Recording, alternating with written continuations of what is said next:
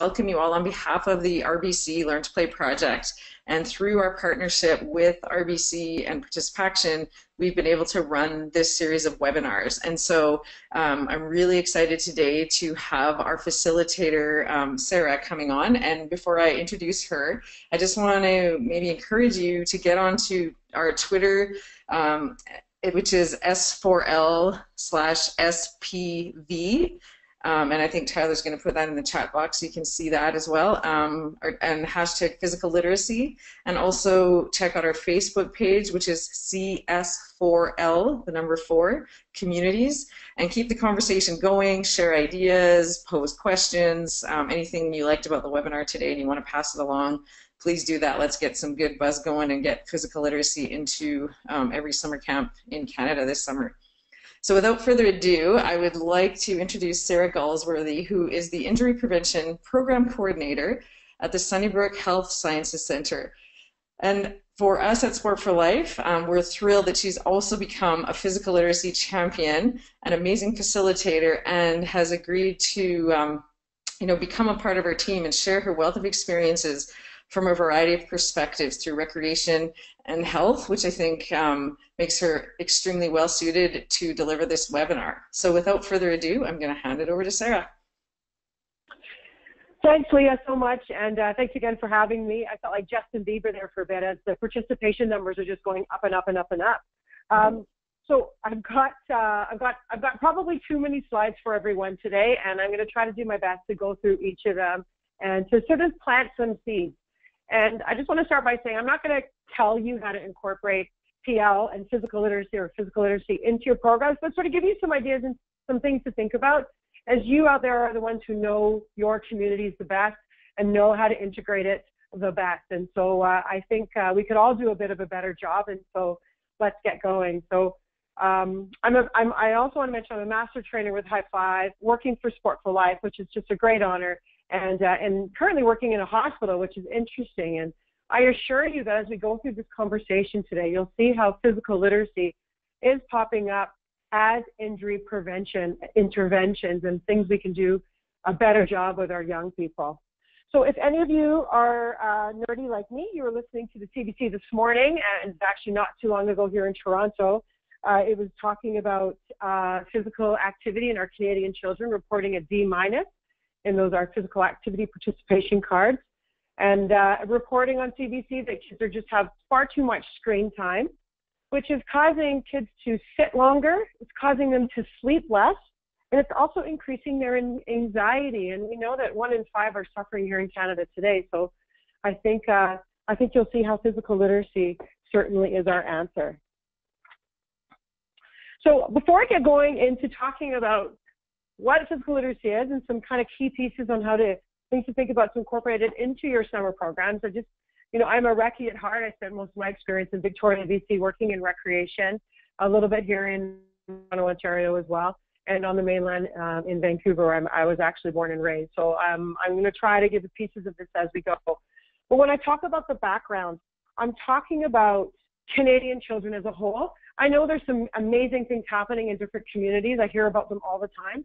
But when we look at statistics for our Canadian children, we're just not doing a great job, and our kids are not choosing to go outside and get sweaty opposed to sitting on the couch and watching those screens.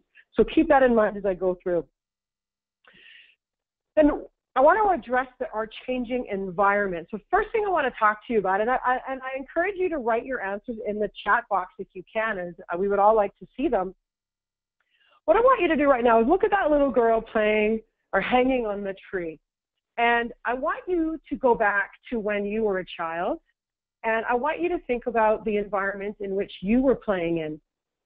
Who was supervising you? Where were you? Were you inside? Were you outside? Were you in a structured, organized activity, or were you free play? Were you climbing trees? Were you swimming? What is it that you were doing in your childhood? And what was play? How would you have defined play for you? And I want sort of just to reflect on that as it kind of takes a step into how much our society has changed. I have a 3.5-year-old, and her environment is very much different than mine. And so I just want to quickly reflect on that. Reflect on where were you playing and who was with you? Who was supervising you? For me, that was me climbing really, really big, tall British Columbia trees, climbing to the top of the trees. And my mom and dad were nowhere in sight. My dad was working, and my mom would have been inside. And I've recently discovered she was reading inappropriate novels, and she wasn't supervising me. And we have gone through this whole change. So I want you to connect with what you played and how you played as we go through, just so we can sort of reconnect to some of those things that are important. Well, hang on a second here. There we go. So our children's world has changed a lot. We know that their screen time is increasing and that it's winning out on other things. We know that kids really, really young now are starting to attach themselves to the screen time as reflected in this picture here.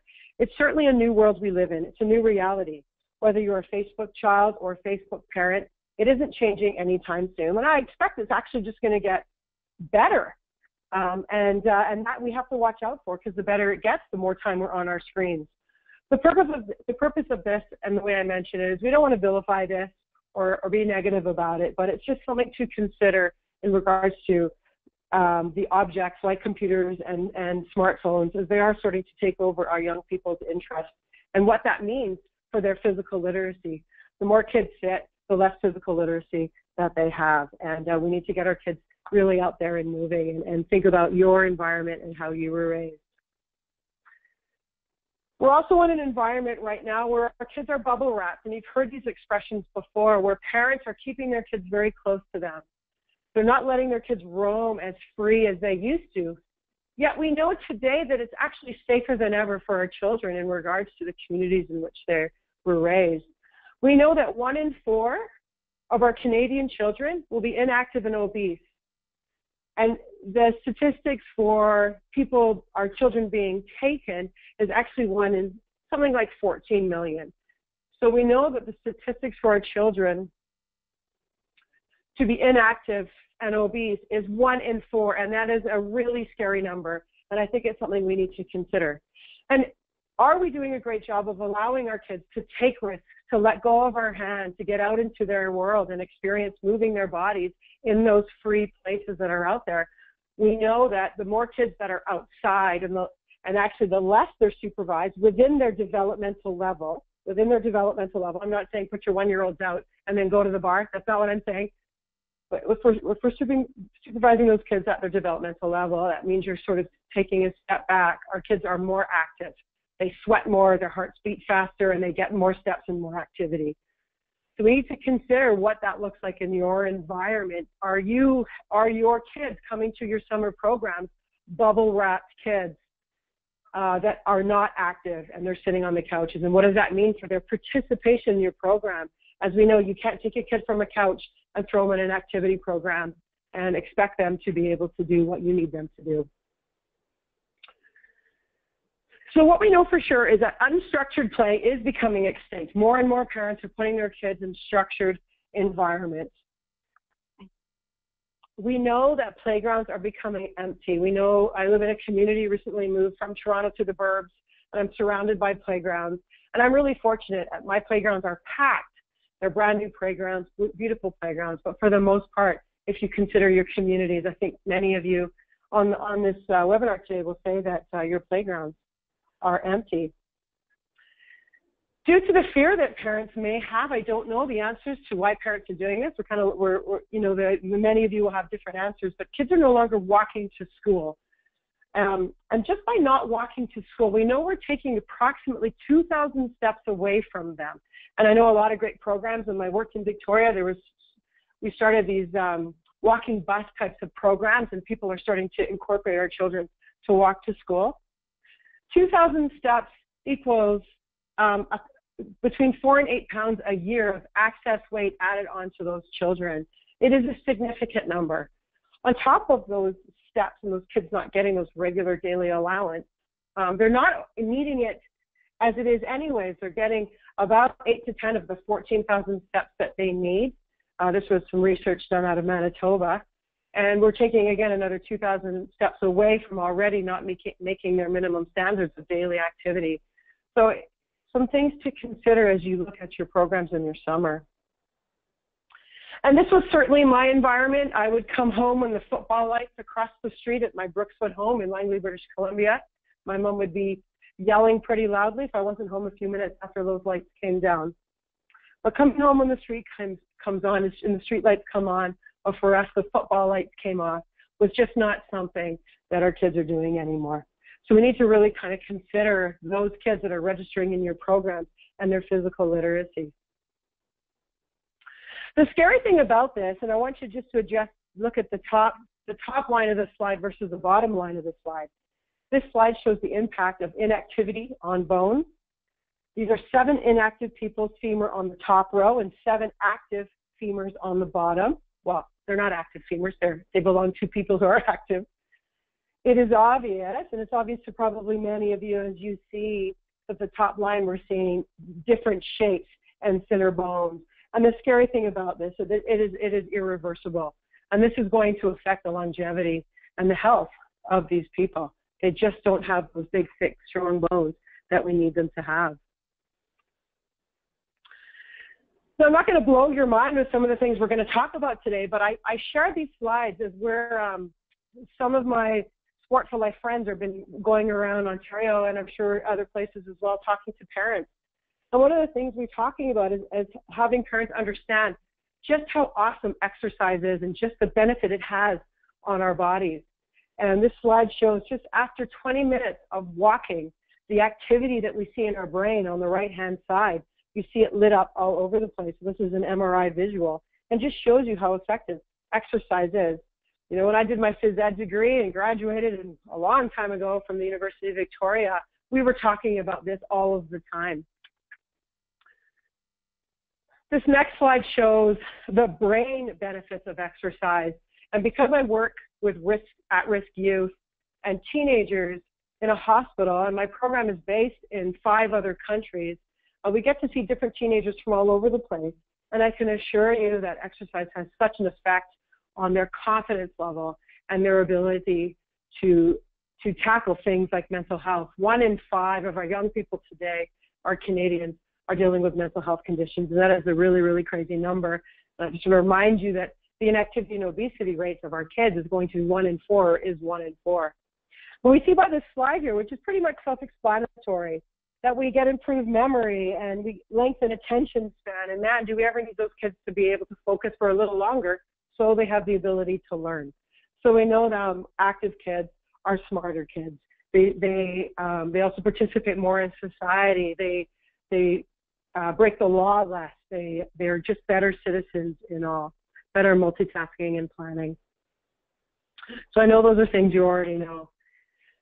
The sad part about some of these things is it's just not being delivered, and I can assure you that physical activity and physical education programs are still being chopped in our school systems, and this all affects those kids who are about to be released in a couple of weeks into your recreation programs. We know now that we wouldn't comprehend putting a child in a school system today, like my daughter Ayla. She's going to a school, and she's already learning her ABCs and her 1, 2, 3s, and that's going to allow her to write a Father's Day poem or a Mother's Day poem if she wants to, because she understands the breakdown of ABCs into words, into paragraphs, and she's going to at one point be able to put those all together and tell me what an awesome parent I am, right? That's what all the kids do. And it's the same with numbers.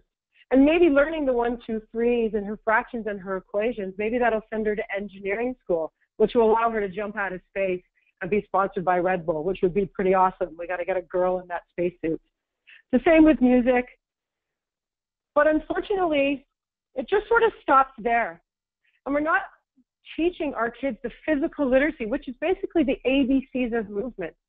We're not giving them those fundamental skills to be able to move their bodies and have the competence and the confidence to do it, so they're able to perform at a high-level sport.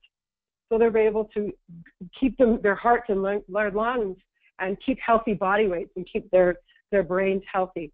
It just stops there, and we're not moving forward from here. My niece recently had some trouble in school. She wasn't necessarily doing what she wanted to do. This is in the United States, and she's only 6. And so they punish her by pulling her recess time. And I just think about how much time, and I was already telling you that when kids are outside, they get more active time and more heart-pounding play time than they do when they're inside. And already that's just a crime. It's detrimental to her learning.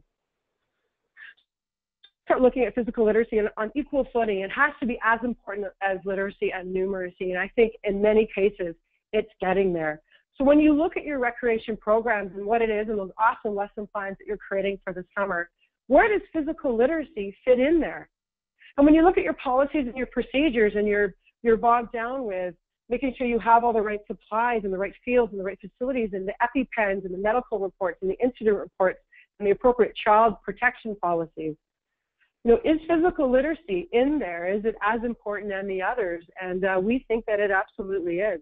So take a look at the language in which you're using and see if you can incorporate that. So at the end of the day, everyone, we are born to move. The science is absolutely compelling, and I know I'm talking about it here. Regular lifelong movement helps every system in our body. As Canadians, we have clearer spoken through our interactions that we want our health care. We want our health. We got to get out there and take care of our own health. We need to break this cycle. So let's get these kids moving and feeling good about it. So there's a little bit about the background, and let's go into, how am I doing with time? I don't even know. Oh my gosh. Okay, let's get into what physical literacy actually is, and I'll start to kind of skip some slides as we go so I can get to the good stuff here. But this is really important, and this is sort of a consensus statement or definition, as you will, that I'm just absolutely in love with, and I want to tell you why. So physical literacy is more than just movement, and I think that's really important. And it gets to the heart of, why do some of you go to the gym and go for walks and keep your bodies active, and some of you really struggle to do it? Why? What is that motivation? So physical literacy is the motivation, the confidence, your ability, how you feel about moving your body, the physical competence. How many movements are you competent at doing? The knowledge and understanding. Do you understand the words that fit to the movement? The knowledge and understanding to value and take responsibility for engagement in physical activities for life. So there's a lot of different pieces, and this is why I love talking to a recreation crowd, and I really wish we were all in the same room together today because I'd be hugging you all. But physical literacy fits into that inclusive, happy, positive environment that recreation creates and does such a great job at. So it's the motivation and the confidence, and that's a really big piece of it. This next slide, here it is. This next slide refers to 4 components of physical literacy, and I want to congratulate you all to be here today. This is a very new conversation. This consensus statement was signed in June of 2015, so this is a very new conversation.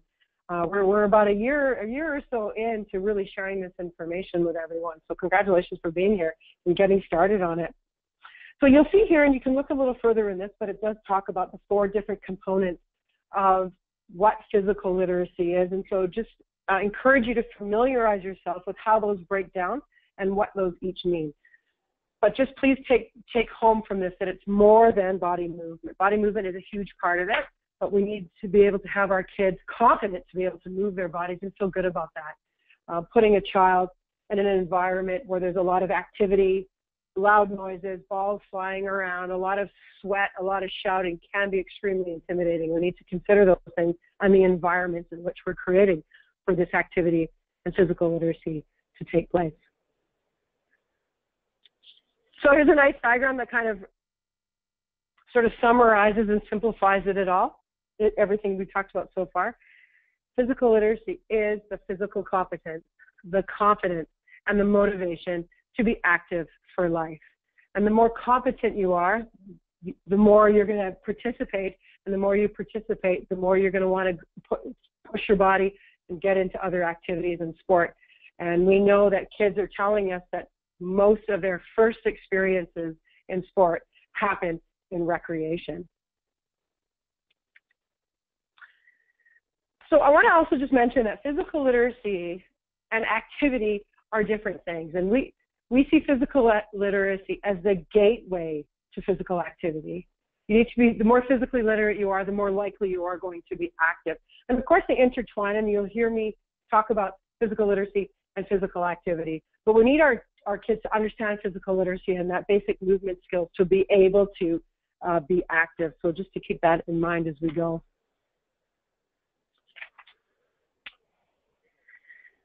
So putting these into our summer programs, what kind of things do we want to consider? And I want to ask you this question. Why summer programs? Why are we putting kids in programs in summer camps? I tell you, as a parent, it's a pretty daunting task to release your child into summer environments, into recreation type environments with a lot of kids and sunshine and bathing suits and things like that. But why are we putting them in to summer programs? And as someone who started my world in recreation even before I graduated high school, these are the words that stand out to me, and it'd be interesting to see what your words were. If you'd like to type them in the chat box, go ahead and do that. But for me, it's character building. It's building leadership skills. It's building that confidence and that confidence in kids so they can go out and be human beings in their community. It is physical literacy, a great opportunity to learn those basic movement skills to get those kids to bridge to other and more awesome and more challenging things. And it's also a place where friendships are created. So that's what recreation is to me. And of course, above all else, it's a lot of fun.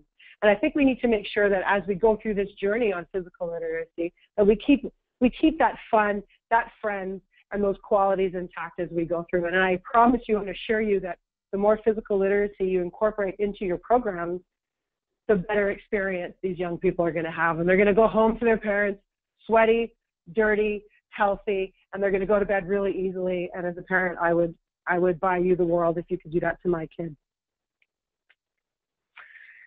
Before we go forward any further, there's a great company we're working for here that works with us as we deliver these programs called Groove Edge. And they're an interactive dance program where we're learning physical literacy through dance, which is a pretty awesome experience. I've been a participant a couple times in these programs. And one of their key mantras in this program is, you just can't get it wrong.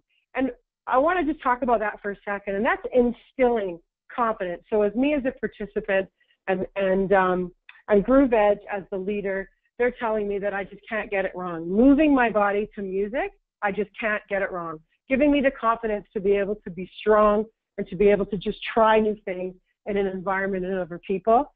And I assure you, I'm probably the worst dancer you've ever seen. But by the end of these sessions, I really felt like I really can't get it wrong.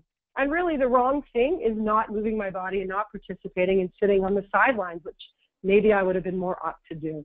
So just reassuring those kids and instilling in them that they just cannot get it wrong. Moving their bodies is so important. This slide shows the multiple pressures that are on you as recreation staff and sports staff. Taking care of a child in a program is incredibly challenging and difficult, and also the most rewarding, and you're probably going to get paid the least amount of money as well. But also where in the middle of that slide it says you. Put a parent there, put yourself there, and all these constant pressures and information flying at you at all times. So this slide shows those multiple pressures, and we must recognize that physical literacy could actually be perceived as just one added thing onto your or those parents' already overwhelming list. I remember working in recreation at Crystal Pool in Victoria, a place that's very dear to my heart, and I remember many of our families struggled to put food on the table and struggled to get those kids, to keep those kids safe in the homes that they were created. So adding to them could have been seen as a big stress. And so we need to sort of take a step back and see how we can see this as a tool opposed to as a stress.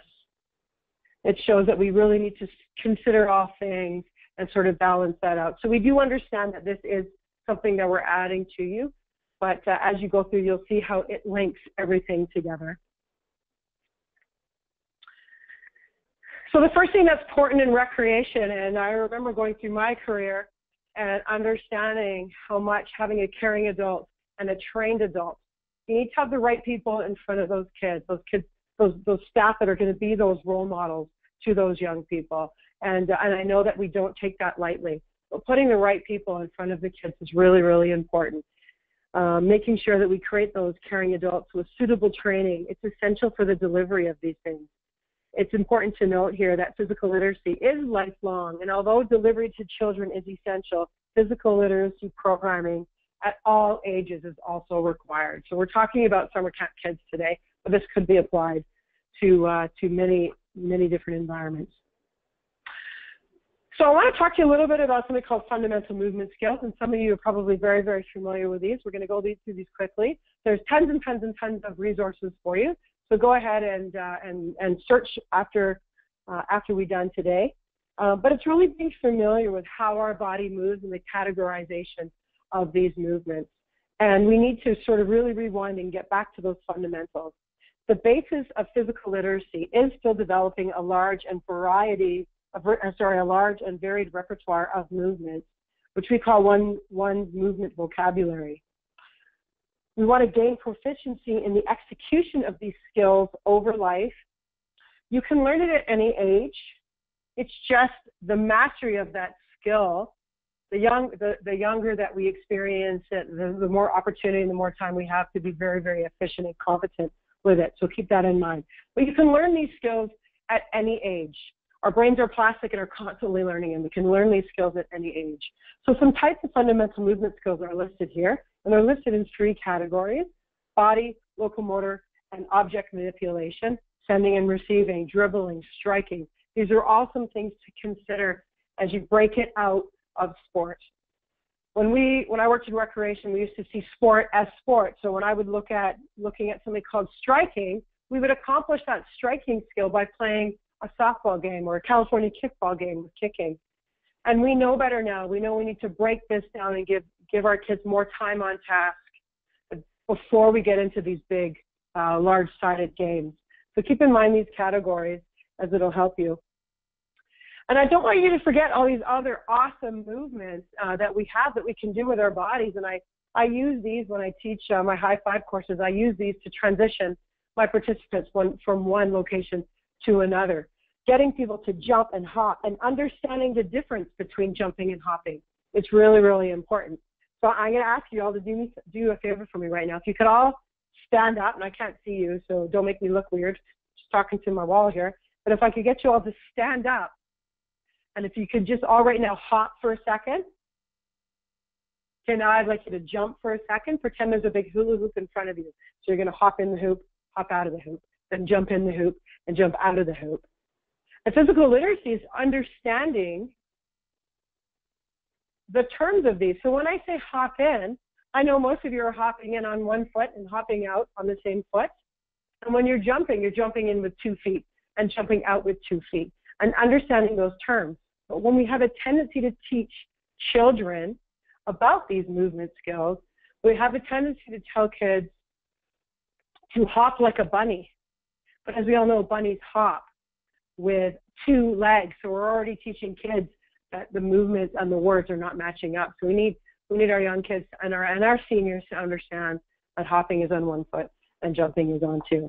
And look at all these other cool ones: galloping, waddling, backwards, forwards, rolling, all these different kinds of movements that we can do, getting kids down to the ground, getting kids rolling in the grass. And they love it, slithering like snakes, different things that we can incorporate.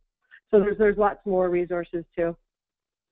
The other thing that's really important in physical literacy, and I can assure you I learned the hard way moving from Victoria, BC to Toronto, Ontario, where I think we have winter and ice storms 10 months out of the year. I don't know, it just seems to go on forever.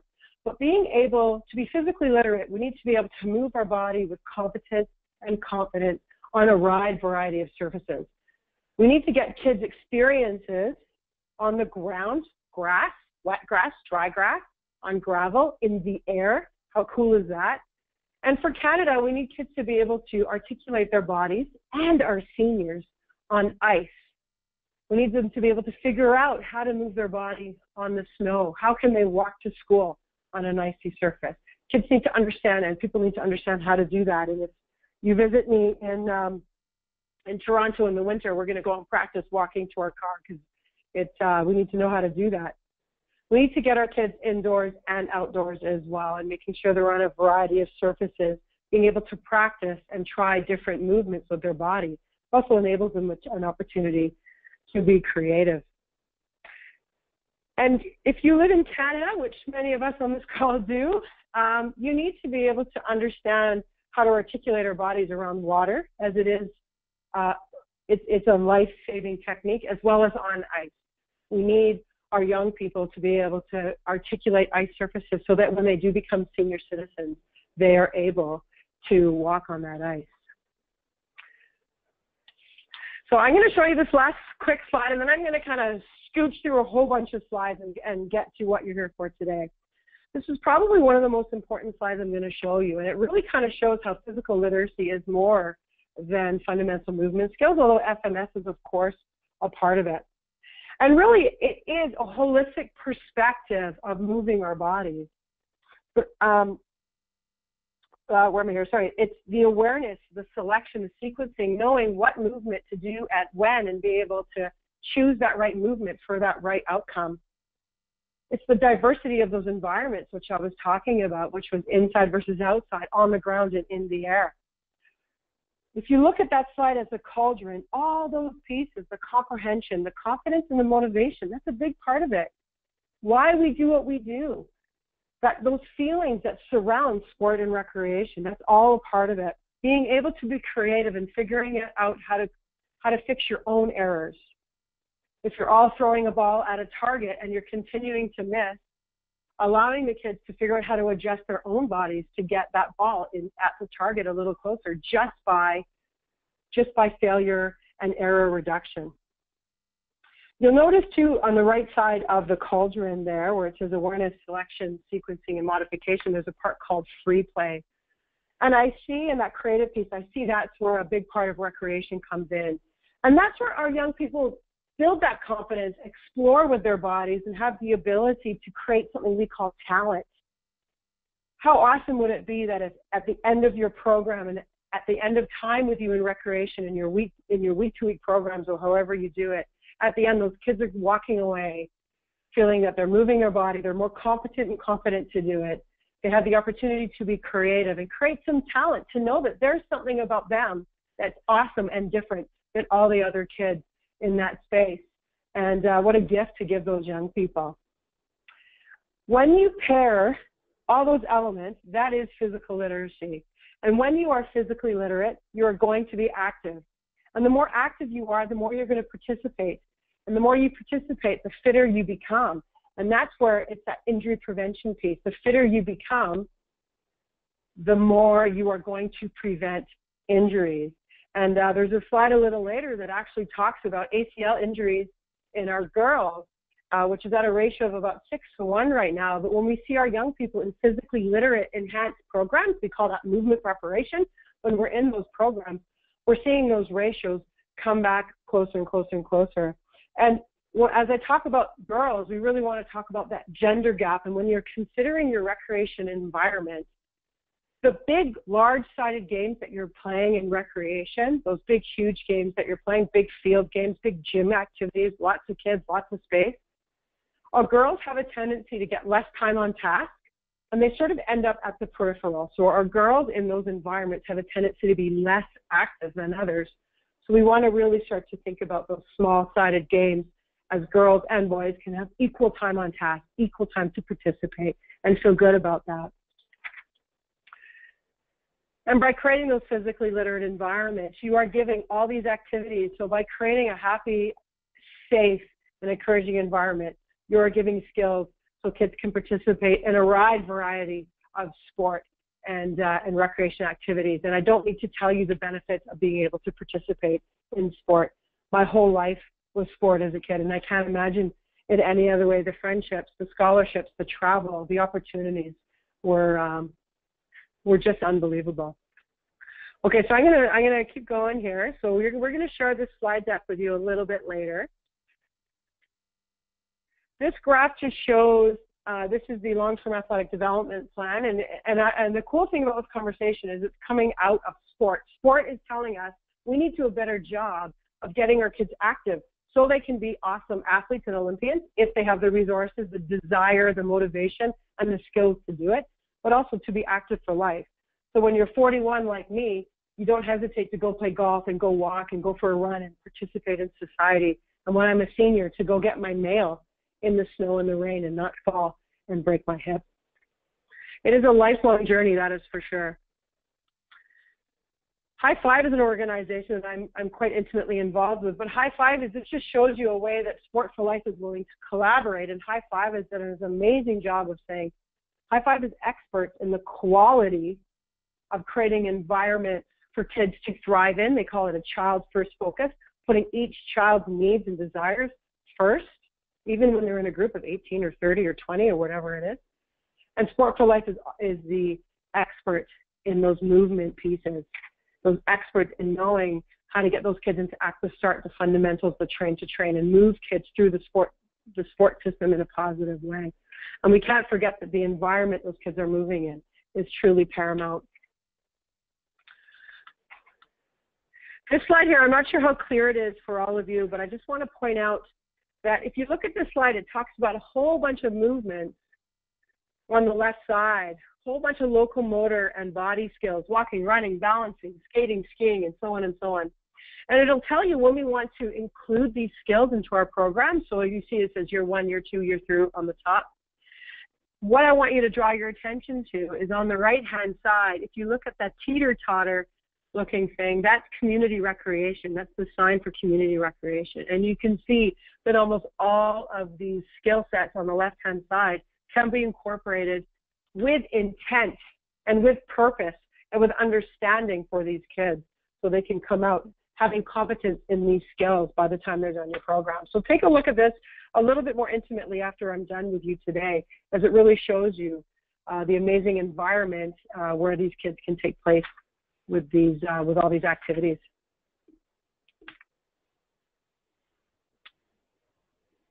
There we go. There's physical literacy training guidelines you can look at a little bit later. Sorry, there's a bit of delay on my end here.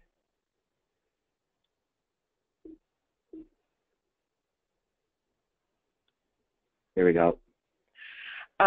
This is the outdoor consensus statement that many of you might have been familiar with, and it really talks about Ontario preschoolers spending twice as much time being active when they play outdoors, so it references a little bit of what we talked about earlier today. Canadian kids aged 9 to 17 who play outside after school get 20 more minutes of heart pumping, that's that moderate to vigorous activity per day. So take a look at those participation activity cards and know how to get those kids active. Okay, I'm going to skip this one. You can go ahead and read it a little bit later. So I want you to consider a couple of things before I stop talking to you today, and thank you for listening to me. So a few key things, there's 4 of them, but I want you to consider, it's going to take some homework, but some things that I feel that are helpful as I've been going around all over the place talking about physical literacy is the key element is understanding what physical literacy is and programming with intent. Can you add physical literacy onto your lesson plans, into your learning objectives, so that at the end of the week you have some core competencies, you have some specific learning outcomes that these kids are able to experience in your program. So doing it with intent. And we know that when your young staff are out there on the field worrying about sun tanning and EpiPens and socializing these kids and all the equipment and the snacks and the busy schedule, it's a hard job. If they see the term physical literacy written on those agendas and those day plans or in their back pocket game, they're going to be more likely to incorporate them and more likely to not just throw the soccer balls out and have these big games of soccer, but to break the activity down so these kids can have more success, more time on task, and get better and more confident in moving their bodies. The other one we call, and I work at a health institution where most of everything I have to do, everything I have to do has got to be based on science. And it's understanding how to track your progress. And when you go on the Sport for Life website, there are these things called play tools, which can actually go and assess the physical literacy of your kids in your program. So assess those kids. Find out how they're doing in the beginning. Find out how they're doing when they're done with you. Are you building physical literacy in your program? Don't be shy to figure out where your kids are at and get them to a better place. Track your progress, assess your programs, and don't be afraid to do that. I think that's really important. And at the end of the day, you can tell your funders, your supervisor, your parents. I'm thinking about how when I pick up my kid from one of your programs, those staff tell me, hey, this is the improvements we've seen for your daughter over the course of these 4 or 5 or 9 weeks with us. What a gift to give those families. The other piece is education. Sometimes, and I've certainly made this mistake before, is sometimes we don't do a great job of educating our parents and our communities on what physical literacy is, our staff, what the definition is, what does it mean, what are the outcomes that we're looking for. So make sure you really educate yourself on what it is and the pieces that matter to you in your organizations. Are you using the right teaching methods? Or do you have the right people out there? And the last thing I want to talk about is the environment. And High Five talks about it being a child-centered environment. Creating a positive and safe place for kids to thrive is a difficult thing to do. It doesn't just happen by accident. You have to do it with purpose. Creating those environments for those kids to be physically and emotionally safe, and a space for them to move their bodies with confidence and competence is really important. Take a look at those environments in your programs. Can physical literacy be a piece of that motivation and competence piece? Creating the right environment for kids to thrive, fostering those activities you want to see, role modeling those activities you want to see. So just a few pieces to consider, kind of cut it into 4 elements for you. So just to recap, programming with intent. Do this on purpose, and then assess it and see how you're doing, and find out, are you getting less injuries? Are your kids going to be happier? Do you see that you're breaking the barriers of participation? And I don't mean participation with kids getting to your recreation center. I mean with kids participating in every activity that you're doing in the summer. I know when I was a summer camp leader, there was always kids that kind of tend to pull back to the sidelines. And I know now it's because we weren't doing our due diligence to incorporate physical literacy. And if we would have done that, I would have had 100% participation in getting those kids moving their bodies. So don't forget to assess. Educate those people around you, educate your staff, make sure you're familiar with these concepts and what they mean to you, and creating those environments for those kids to thrive. I can't say those things enough. Remember, everyone, physical literacy should include more than just movement skills. It should also include confidence, different environments, participation and selection, having kids select what they're going to do, comprehension and motivation. Perception of physical literacy by the child, how the child perceives it, how the parent perceives it is really important and needs to be incorporated. Physical literacy is a relationship. Okay, I better stop now because I see my time is up. I'm going to go. There's some play tools. You can check those out. They're really great ways to assess. All of them are online. You can actually see what the movements are and see how to assess them and rate those kids. There they are: Play Fun, Play Parent, Play Coach. There's a Play Self. There's some more key websites for you. I'm flying fast. You can get these as the Sport for Life team are going to share this for you later. And that's it, and that's me. And I'll end there. Thanks for listening, everybody. And I think I wish you all the best, and I think we can all do a better job. So thanks so much. I'm open for questions and all that stuff. That's great. Thank you so much, Sarah. Amazing. We did start a bit late with the technical issues, so if you have a bit of time, we can stay on a bit longer, I think, and if people ask questions, for sure, and kind of hear where the needs are, where your gaps are in the physical literacy world, I guess, around the summer camp training. So, if anyone has any questions, please put those in the chat box as well.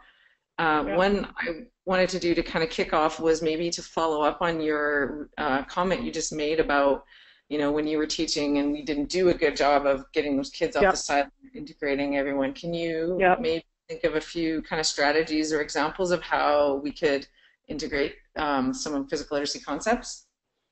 Yeah, absolutely, and that's a great way to do it. And I think sometimes, especially for our young staff, and I was certainly a young staff just starting my physical education journey or my physical literacy journey in my world, we just sort of had this assumption that kids would just get out and want to be active. I mean, they've registered in a sport program, and so we put out soccer balls and let them go. And really, what I now know is that they just didn't have the knowledge and understanding and the fundamental movement skills to do it. So I would break that game of soccer down, and I would incorporate the pieces, the striking pieces, the movement pieces, and I would break it into fun, cooperative leadership type games where kids were interacting with each other, moving around the field. Every kid gets a ball, getting them to incorporate those fundamental movement skills, moving their bodies in a more successful way, a more fun, less competitive way. As soon as you put soccer balls on a field, you add competition. And I assure you, it's a complicated conversation, but it is more than just competition is awesome and competition is detrimental to learning. It's a spectrum. We see competition on a spectrum, and teaching kids how to be competitive, how to push their bodies, how to put themselves in a game, all gets broken down to something we call fundamental movement skills. So I don't know if that helps you. I can get more details as we go, but lots of icebreaker activities where you're doing movement preparation and movements, adding those slithering, those sliding, the agility pieces in are so important.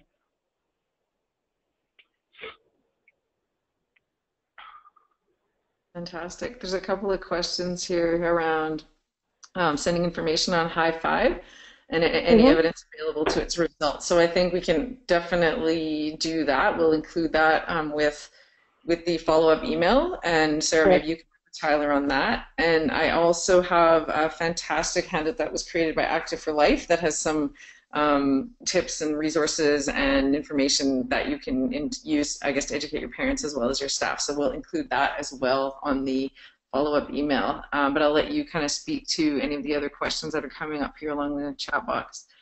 Yeah, sure. I can't see them, so you might have to. Oh, okay. Yeah, I don't know why I can't see them. Probably something I'm doing, but. So somebody asked if they could return to the tips and tricks for recreation slide. Oh, sure. Okay, bear with me as I do that. Yeah, while you do that, I'll read another one. So I find it tough to create PL awareness and education as a main benefit of my programs. Are there any marketing tools available for service providers from CS4L we can access to educate parents about it? That's a great question, and it's an ongoing conversation that all of us have is around how do we educate the parents, and Sport for Life is actually developing a parent education, sort of integrating the great work that Active for Life has done, and how do you roll that out over a year? What are some great touch points where we can find the parents where they're at? Because I think there's no shortage of information out there. It's how do we get it into the hands of the parents? How do we get the right information to the right parents, and how do we get it to the parents who need it the most, right? And so one strategy is around, these kind of quote-unquote mandatory parent meetings at the start of each session. And I think, in the beginning you may or may not get a lot of buy-in, but if you build that into your program, first night is parents, everybody's there, over time I think you'll get more and more uptake on that, and we've had some great success stories and examples around that. The other piece is focusing on those skills maybe beyond the physical, right? So that academic piece, mental health piece, all of those. And we do have some messenger training presentations on our website as well. And then these slides, if there's anything that anybody would like around that. And Active for Life also has some, I think, presentations as well. So we can certainly continue to follow up on that one. Yeah, for sure, and I can speak to a few recreation, different sort of municipalities and communities here in Ontario that are telling me a big challenge they're having is that they want to start using physically literate language, more friendly, open, inclusive language in their active living guides and the descriptions of their program. So when families go to register their kids, it's more in line with the language that we use in physical literacy. If you notice, we weren't using skills and drills in competition and sport and athlete. We're kind of moving away from that a little bit.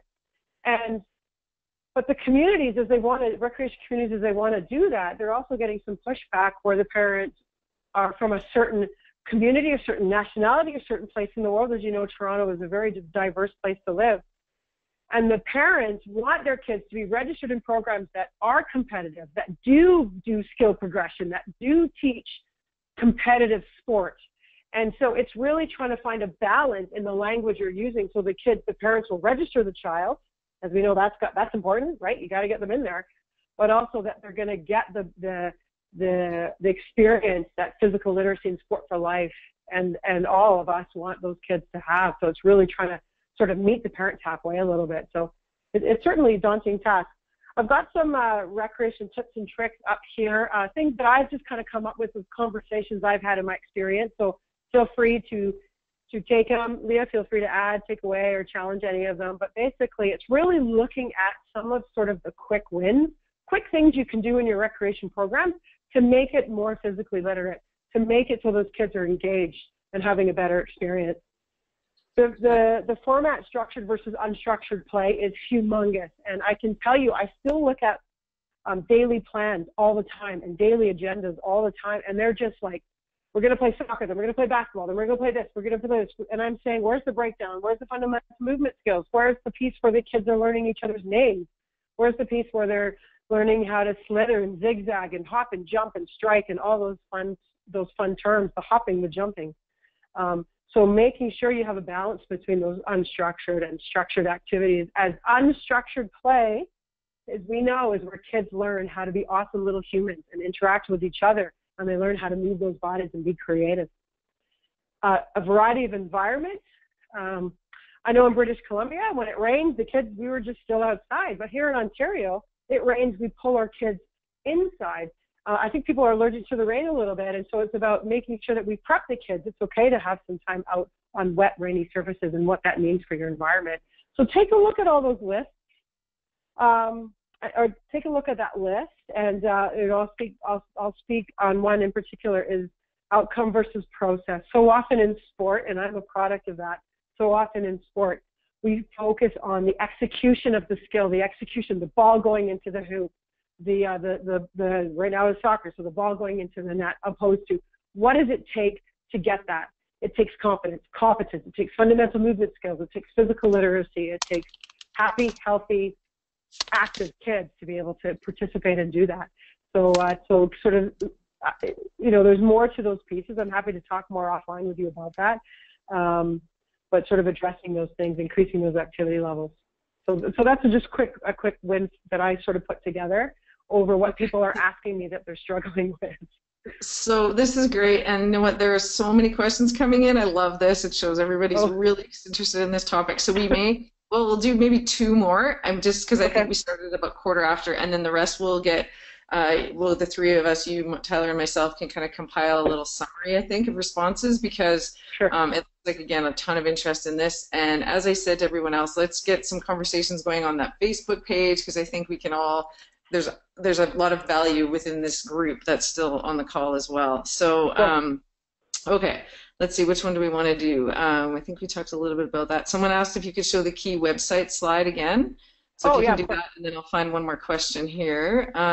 Someone asked about, actually, what is the value of doing a physical literacy assessment in a 1-week program? And I know that we have a bit of this experience, and I think you're not going to see a lot of change in a 1 week, so I wouldn't personally recommend doing a pre and a post, but what we would do is train the staff so that they have an eye then to observe and really look at the skills, because what we hear time and time again is, as a rec leader, you'll get the kids running, playing a game, skipping, hopping, that's fantastic, but you're not actually watching their quality of their movement. And so when you do a bit of an introduction to the physical literacy assessment, it just helps the leaders tune in a little bit more and empowers them to give little tips and little activities that help to develop the skill.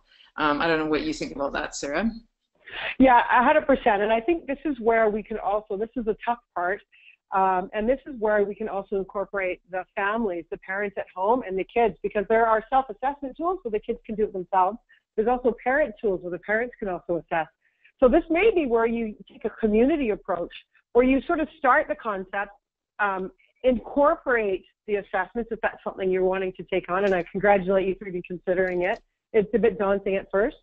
But that's something that you can continue as those kids go home with their families and giving them those resources. And I assure you that even if the parents don't do it, they're gonna get more active. I mean, they're gonna have those kids outside a little bit more than they did before, and that is a win for everyone. So certainly consider using those community resources. And obviously, yeah, this works best when you're able to have those kids, those summer camp kids, where they register for the sort of the 8-9 weeks of summer. That's where you're really going to see those input, and it depends on your communities.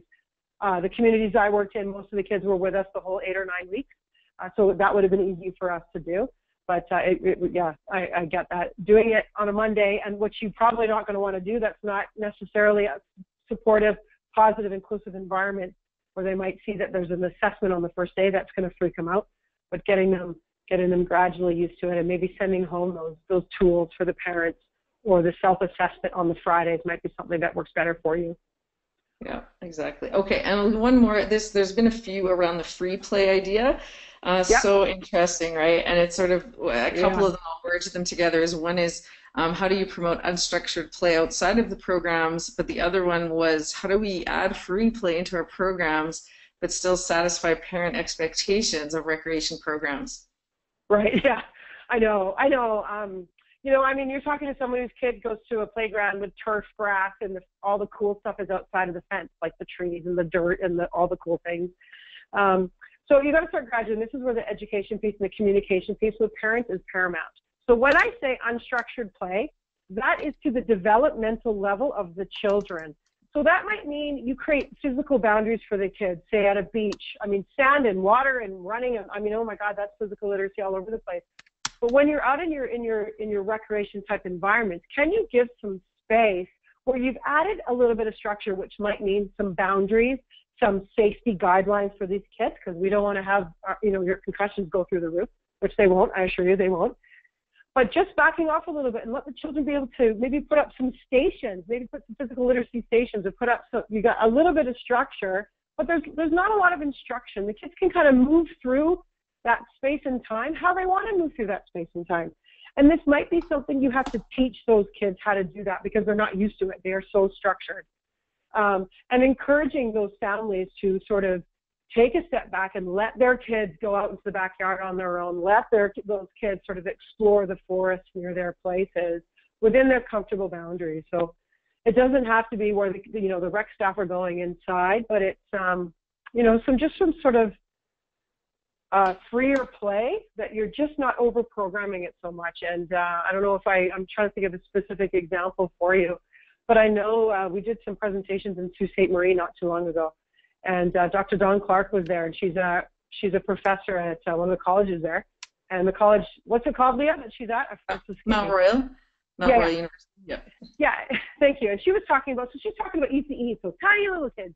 And she was talking about going into, it was a sand court for volleyball, so volleyball sand court, taking these kids to the sand court, having lots of things that promote play, balls, skipping ropes, pool noodles, and letting the kids just kind of play and role modeling physical activity. So the staff would be active, maybe running in the sand, maybe digging in the sand, doing different things, and the kids would sort of role model it. And over a few times, eventually the kids will start to just get active themselves. I mean, statistics and research shows that if you back off a bit, kids get more active. So, you might want to just kind of trust that and try it out a little bit for yourself.